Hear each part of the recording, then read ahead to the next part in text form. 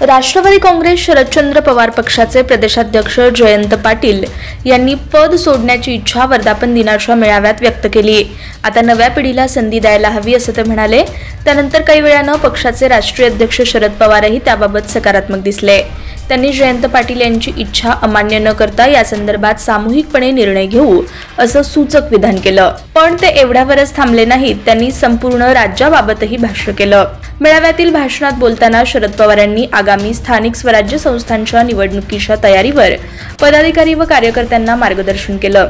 त्याशिवाय तरुणाईला पुढे आणण्याबाबतही महत्त्वाचं विधान केलं। ते म्हणाले की जयंतरावांनी माझ्याकडे सांगितलेले की आता नव्या पिढीला संधी द्या, तुम्ही आम्ही सगळे त्यांच्या पाठीमागे राहूया।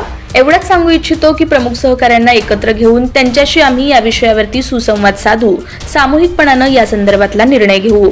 तालुक्यामध्ये प्रत्येक जिल्ह्यामध्ये नवीन पिढी, नवीन चेहरे दिसले पाहिजेत असं सांगत शरद पवारांनी संपूर्ण राज्यात भाकरी फिरवण्याचे संकेत दिले आहेत। कर्तृत्व असणारे हजारो कार्यकर्ते, तरुण कार्यकर्ते आज आपल्या पक्षात आहेत। त्यांना संधी देऊया, प्रतिष्ठा देऊया, मार्गदर्शन करूया आणि त्यांच्यातूनच राज्य चालवण्याची कुवत असलेलं नेतृत्व राष्ट्रवादी काँग्रेस पक्ष देऊ शकतो। असा प्रकारचा इतिहास हा निर्माण करायचा आहे, त्याच्यासाठी तुम्हा सर्वांची तयारी असली पाहिजे असंही ते म्हणाले।